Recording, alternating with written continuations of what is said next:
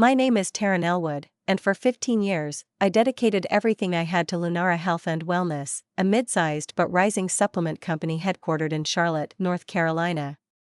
I started there when I was 25, fresh out of grad school with a master's in biochemistry, and just trying to pay off student loans while doing something that mattered. I thought I'd landed a dream job. Turns out, I had, until it turned into a nightmare. Now I'm 40. Single.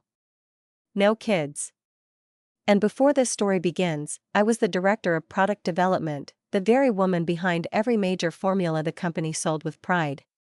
The green tea metabolism boosters, the immune support chewables, even the collagen line that became a top Amazon seller last year? Yeah, that was me.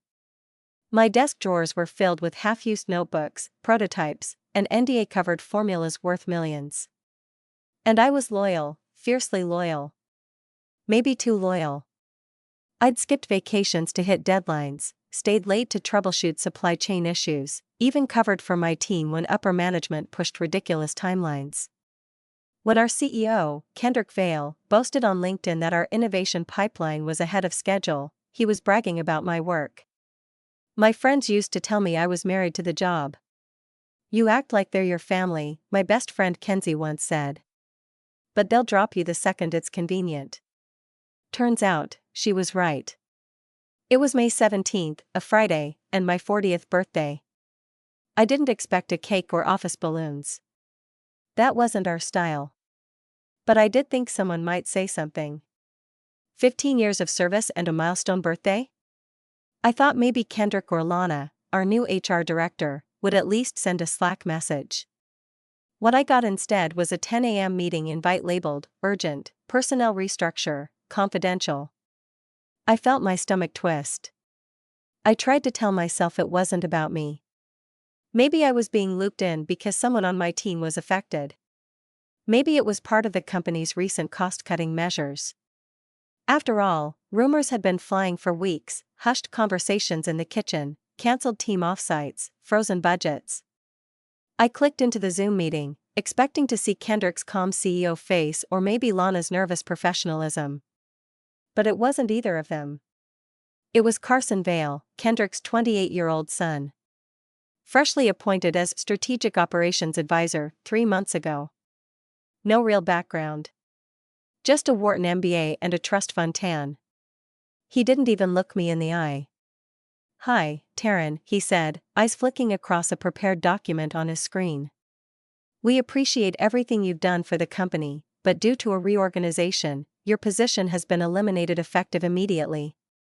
I stared at him. "Today's my birthday." His face didn't move. "I understand this is unexpected." I laughed. Out loud. I think it surprised even me. "Unexpected? You're firing the person who created your entire top-selling product line, on her birthday?" He blinked. "We've decided to take product development in a new direction." "A new direction?" I snapped. "Is this about bringing in outside consultants again? Carson, you don't even know what ingredients we're using in half your current product line." Lana suddenly joined the call, clearly staged, and said something HR-like about severance packages and how they hoped I'd find success elsewhere. I didn't hear most of it. What I did hear, loud and clear, was this: I was being erased. No warning. No farewell. No thank you for 15 years. Just a digital shove out the door. They expected me to walk away quietly. Maybe they even assumed I'd be too stunned or hurt to push back. But what they didn't know, what they never considered, was that I'd been documenting everything. And I mean everything. Every shady formula swap they'd approved to cut costs. Every mislabeled ingredient list. Every confidential email suggesting we'd downplay reported side effects on the sleep aid line. I'd kept it all. Not because I expected to be fired, but because I knew the company had changed. And I wasn't sure I could trust them anymore. Now? I had nothing to lose. They fired me on my birthday. They should have waited one more day. Because I was about to give Lunara Health and Wellness a gift they would never forget. I didn't cry. Not that day, and not the next. Instead, I did something far more dangerous. I sat at my kitchen table, poured myself a glass of Pinot, and opened the external hard drive I kept hidden in a locked drawer in my home office. 15 years of data, emails, Slack exports, lab reports, prototype timelines, test results, supplier invoices, and QA logs to IT was my insurance policy. And now? It was my weapon. Let me explain something about product development in the supplement world. The line between natural and negligent is razor thin. And Lunara had been towing that line ever since Kendrick's son Carson started streamlining operations. That was code for cutting corners. Cheaper suppliers, shorter R&D cycles, and fewer clinical trials. It made us faster, yes, but also riskier. When I pushed back, I was labeled difficult. When I flagged mislabeled ingredient concentrations on the NeuroGlow memory booster, I was told to focus on innovation, not compliance. I documented that exchange. I saved the spreadsheets. I even had a voicemail from Kendrick himself saying, "Let legal worry about that stuff. Just make sure it sells." They wanted fast profits. I wanted safe products. That's when I realized we weren't building wellness. We were building lawsuits waiting to happen. And now that they'd tossed me aside like expired stock, I had no moral dilemma about what came next. The first thing I did was contact Cambria Voss, a name they'd never expect me to say out loud, let alone call. Cambria and I used to be friends, until Lunara poached me from her company back in 2011. She was the head of product development at Ether Labs, one of our top competitors. We hadn't spoken in years. But that night, I sent her a message, still interested in knowing what Lunara's been hiding? I'm finally ready to talk. She responded in 10 minutes. The next day, I was sitting in a discreet private booth at an upscale wine bar in South End Charlotte, laying out the truth for Cambria, the fake ingredient claims, the falsified testing, the rebranded failed formulas being sold as new launches. And the kicker? The side effects Lunara had buried under manipulated data points. Cambria took a long sip of her Tempranillo and said, "If half of what you're saying is documented, Kendrick's done." I slid the drive across the table. "It's all in there." "But I don't want a job." She raised an eyebrow. "Then what do you want?" I smiled. "I want a front row seat to their collapse. And I want to protect the consumers before they get hurt. That's the only thing I still care about." She nodded. "We'll take this to the right people." Meanwhile, I launched a burner Twitter account under the name Lab Whistle, and began anonymously leaking industry-level insights, nothing direct, just enough to draw eyes. One thread went viral: "Why are so many supplement companies cutting corners post-pandemic? A peek inside mid-tier manufacturers might surprise you." Thread I linked to public patents. I hinted at mislabeling practices. I never said Lunara, but I didn't need to. The people in the industry knew exactly who I was pointing at. Within days, I started getting DMs from journalists, former employees, even customers who'd experienced weird side effects but were brushed off by customer service. I passed those leads to Cambria and her legal team. The dam was cracking. Then came the final push. You see, when I worked at Lunara, I had built a proprietary testing protocol that cross-referenced lab results with ingredient origin batches. It was my pride and joy, one of the only systems I refused to share even with Carson when he begged me for a simplified summary for investors. Guess what? They couldn't recreate it after I left. But I still had the original blueprint. And I still had access to the supplier portal, thanks to a backdoor Carson's pet developer accidentally left in the sandbox staging site. Rookie mistake. Using that access, I uncovered a shipment of unregulated rhodiola extract from an uncertified Chinese supplier being used in their latest stress relief line, Lunara Calm. It was the exact extract I'd rejected months ago for having inconsistent alkaloid levels. And now they were using it. Selling it. Marketing it as clinically tested. I packaged everything. I wrote a formal complaint to the FDA using my real name. I submitted the testing inconsistencies, the timeline, the emails where Carson told me to green light the formula anyway. I copied every relevant authority and industry watchdog. Then, I waited. On June 14, just 4 weeks after my birthday, I received a notification: FDA launches investigation into Lunara Health and Wellness after whistleblower complaint. It made the front page of NutriNews Daily. Carson's smug LinkedIn profile went private within 24 hours. Kendrick issued a desperate statement about rogue ingredients and supply chain confusion. But the audit team wasn't buying it. Not when Cambria's firm confirmed everything I said. I didn't go public. I didn't need to. Because by then, I had what I wanted. They fired me thinking I'd vanish. Instead, I became the ghost that haunted every boardroom meeting they had from that day forward. I never imagined I'd step foot in Lunara's headquarters again, let alone as an invited guest. But there I was, 3 months after they threw me out like yesterday's inventory, striding through the glass-paneled lobby of the company I helped build from a fledgling startup into a national brand. Same fake smiles at the front desk. Same synthetic lavender scent piped through the vents. But everything else? Different. They were under siege. The FDA audit had expanded into a full-blown investigation, with pending civil suits mounting behind it. Customers had begun sharing adverse reaction stories online.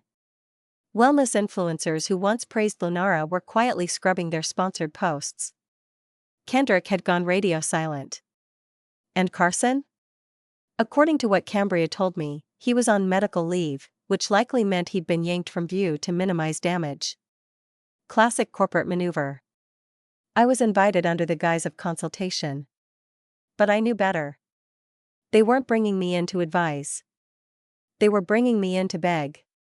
"Ms. Boss will meet you on the 10th floor, the receptionist said with a hint of confusion in her voice, as if wondering why I was being greeted by the president of Ether Labs in Lunara's own building. I took the elevator up, stepping into a boardroom where Cambria stood in a sharp black blazer, her arms folded, waiting. Behind her sat 4 members of Lunara's board, none of whom had spoken to me directly since my termination. Kendrick was not among them. Good. Cambria motioned to the seat beside her. "Take a seat, Taryn." One of the board members, a woman named Eleanor Wexler, cleared her throat. "Thank you for coming. We realize this situation has been complicated."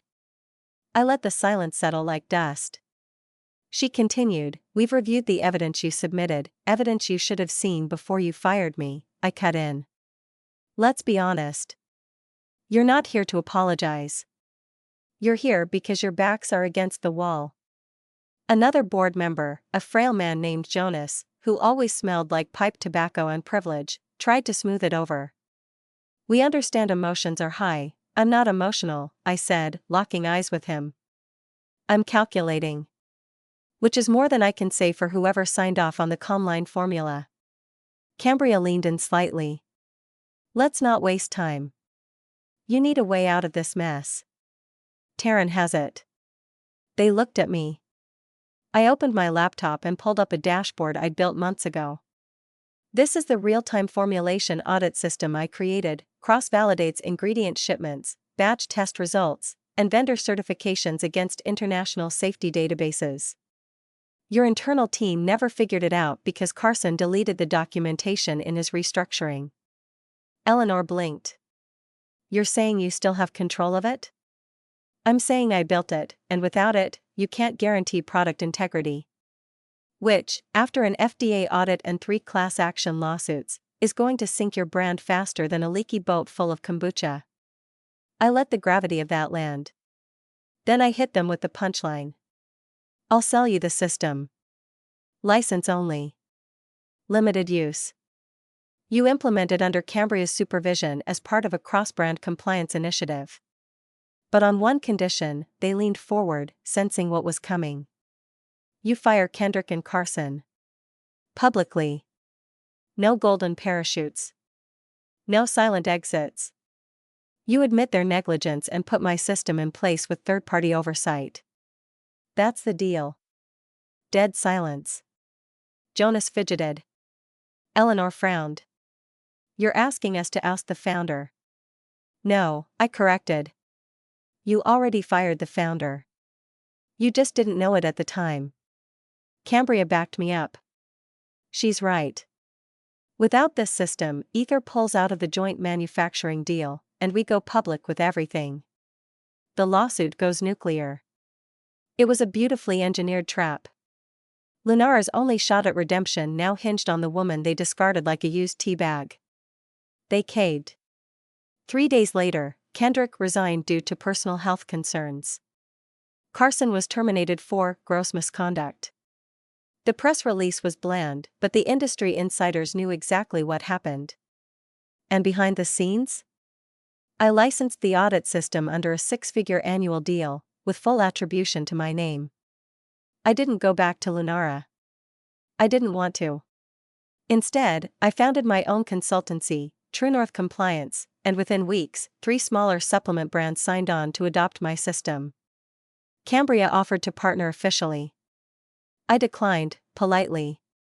I had no interest in going back into corporate politics. Not when I finally had power without compromise. One afternoon, I stood in front of a boutique cafe in Asheville, sipping my flat white, when a woman in yoga pants approached me.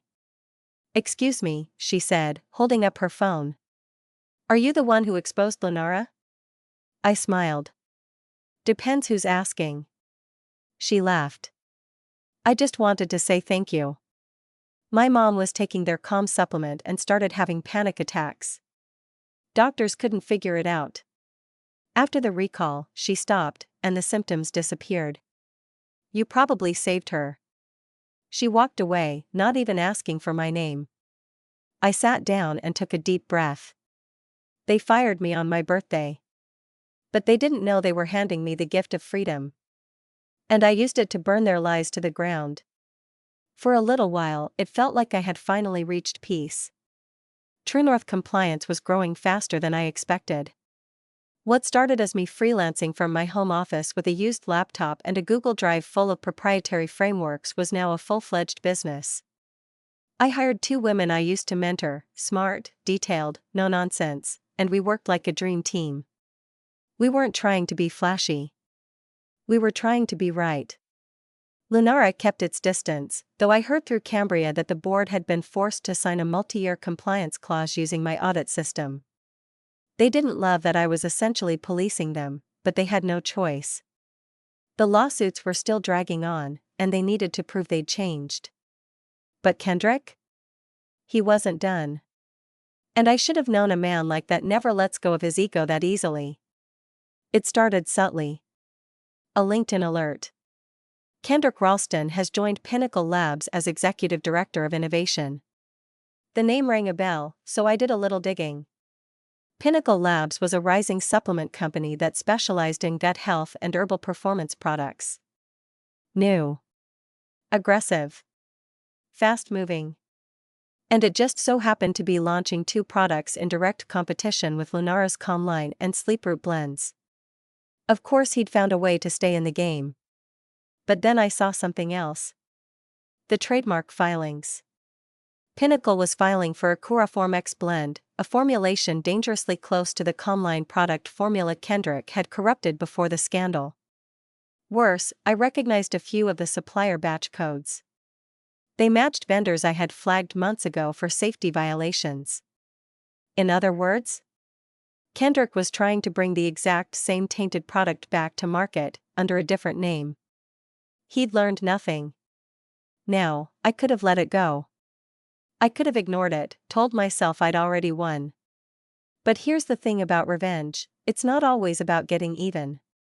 Sometimes it's about making sure they never do it again. So I picked up the phone and called Cambria.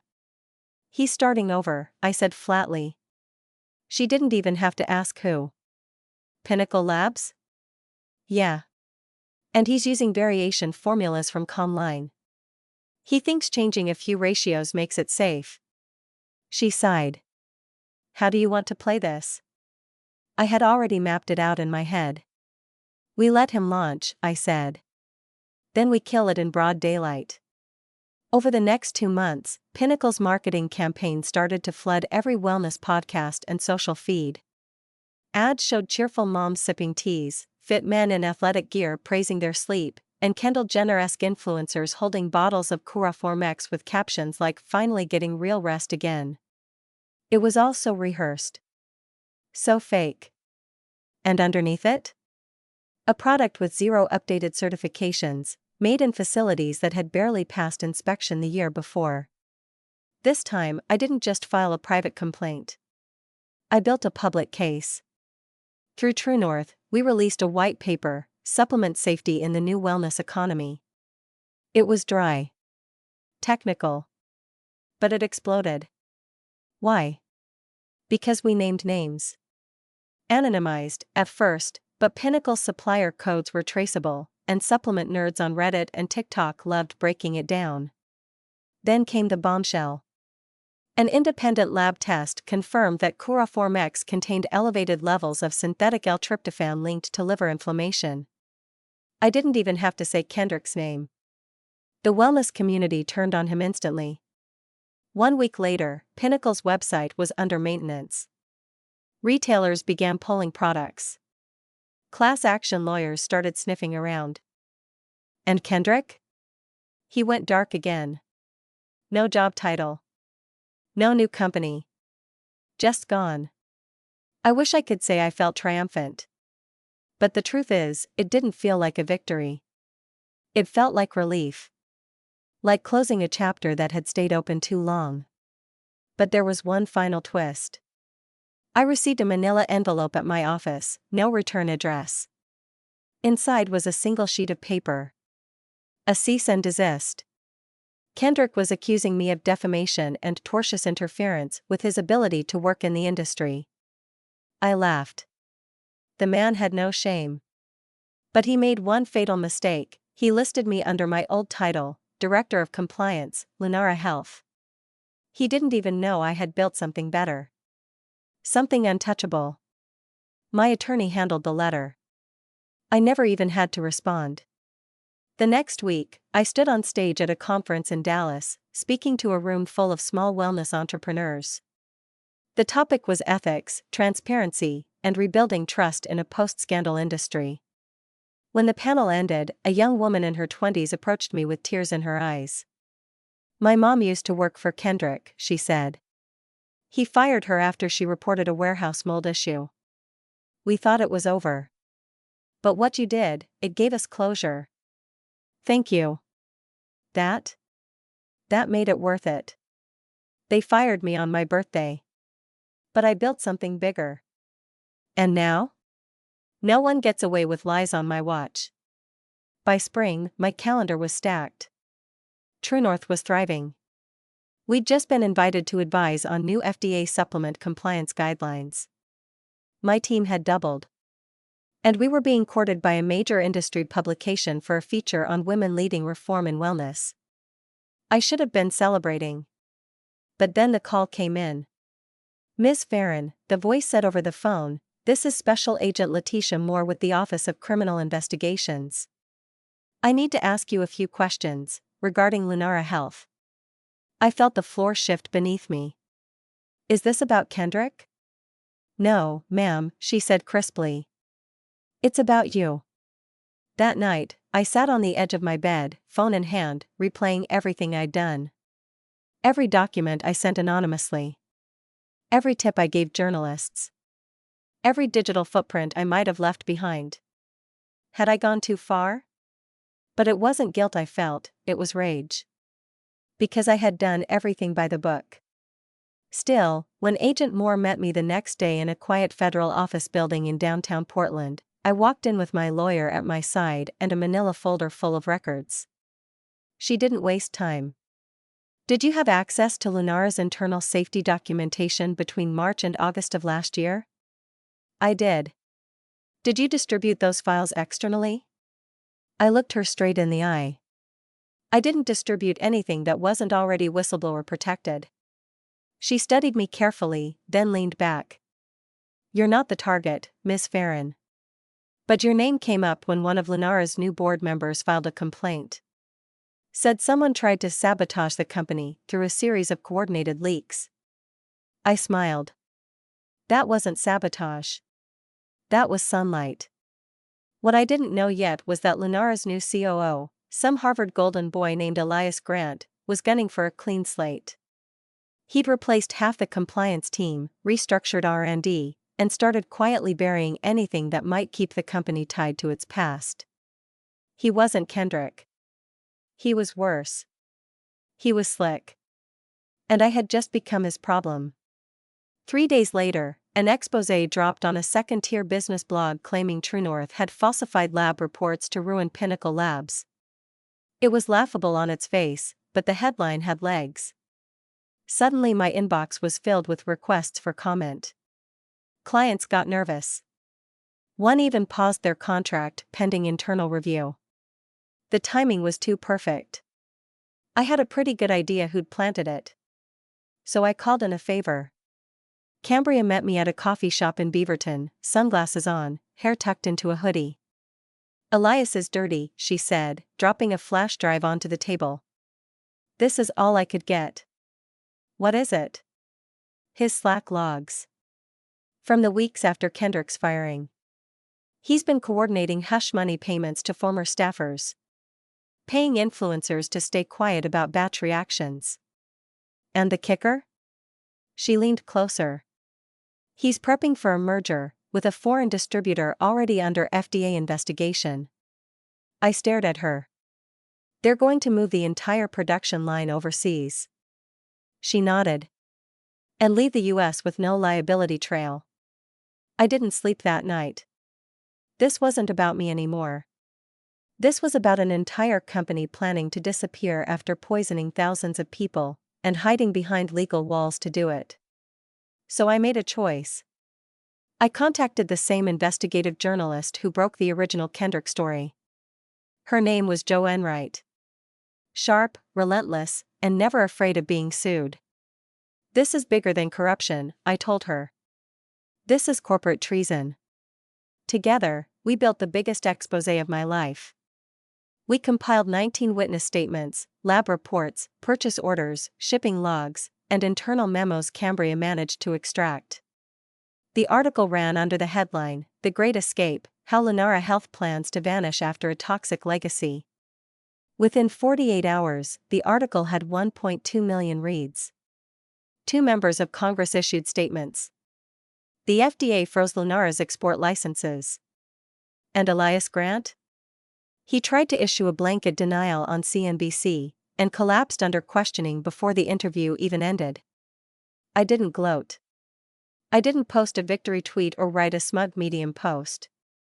I just walked into my office the next day, greeted my team with donuts, and said, "Okay. Back to work." 2 weeks later, I got a letter from the U.S. Attorney's Office.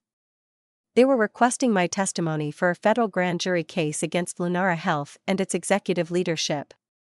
It was happening. For the first time, people at the top were actually going to pay.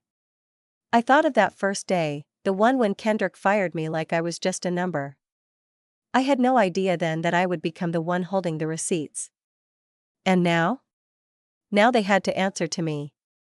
The morning of my grand jury testimony felt surreal. I woke up early, brewed a strong cup of coffee, and stared out my apartment window in Portland, the city just stirring awake beneath a gray sky. 15 years with Lunara had taught me one thing: companies don't break quietly. And neither do their leaders. As I dressed in a navy blazer and crisp white shirt, my phone buzzed with texts of support from Cambria and the True North team. They believed in me, but I could feel the weight of what was ahead pressing on my chest. Walking into the federal courthouse, I was greeted by a swarm of reporters, cameras flashing, microphones thrust forward. But I kept my head down and moved swiftly through security. The grand jury room was cold, sterile. The jurors sat in a semicircle, a mix of men and women ranging from their 30s to 60s. The prosecutor, a sharp woman named Angela Reyes, introduced me, her voice steady and commanding. "Ms. Farron, we appreciate your cooperation. Please tell us everything you know about the practices at Lunara Health and its executives' involvement in safety violations and cover-ups." I took a deep breath and began. I recounted the years of meticulous compliance work, the internal fights to improve safety, and finally, the moment Kendrick fired me on my birthday. I told them about the corrupted product lines, the illegal supplier shortcuts, and the hush money schemes orchestrated by Elias Grant. Every detail mattered. Every fact was a weapon. After hours of testimony, I was escorted out, feeling drained but oddly liberated. Then came the unexpected. That evening, a cryptic email appeared in my inbox: "We need to talk. Not everything is as it seems. Trust no one." No signature. No sender. I forwarded it to Cambria. Her reply was swift: "This could be from Elias. Or someone worse. Be careful." The next day, one of my closest advisors at True North, someone I'd trusted implicitly, suddenly became distant, evasive. When I pressed her, she broke down. "I didn't want to, Taryn. But they threatened my family. I had no choice." She confessed she'd been feeding information to Elias's camp, trying to sabotage our efforts from the inside. The betrayal stung deeper than Kendrick's firing. But it also steeled my resolve. I confronted her quietly, promising protection and help if she came clean publicly. She agreed, but warned that Elias wasn't done. The fight was far from over. Standing outside the courthouse once more, I realized this journey had become bigger than me. It was about justice, not just for me, but for every person harmed by greed and deception. And no matter the cost, I would see it through. The courtroom was packed, the air thick with tension and anticipation. Cameras flashed intermittently, but I focused on the solemn faces of the jury as the trial against Elias Grant and several former Lunara executives began. It was the moment I had been preparing for, the culmination of years of fighting for justice. Angela Reyes, the lead prosecutor, called me to the stand. As I sat down, I took a deep breath, reminding myself why I was here. "I'm ready," I said quietly. The prosecution laid out the evidence: emails, financial records, witness testimonies, all pointing to a calculated effort to cover up safety violations and push toxic products into the market. When it was my turn, I recounted the story from my first day at Lunara to my sudden firing, to the discovery of Elias's corrupt schemes. Every word was deliberate. Every moment was a truth delivered. The defense tried to discredit me, painting me as a disgruntled employee seeking revenge. But I stood firm, showing proof of my claims: the documents Cambria had helped me secure, the emails where Elias himself ordered silence, and the internal reports highlighting the company's negligence. The trial lasted 3 grueling weeks. There were moments I doubted if the truth would be enough. But then came the turning point. One of Elias's closest associates flipped, admitting to orchestrating the hush payments and covering up the foreign merger plans. Finally, the jury reached a verdict. I sat in the courtroom, heart pounding, as the foreperson read the guilty verdict on multiple charges, including fraud, conspiracy, and endangering public safety. Justice was served. Outside the courthouse, supporters cheered. True North's clients recommitted their contracts. And I realized this was more than a personal victory, it was a win for integrity, for every employee who had been silenced, and for the countless consumers who deserved safer products. As I walked away, I glanced at my phone, a message from Cambria: "You did it. We did it. Now, let's build something better." And for the first time in a long time, I smiled.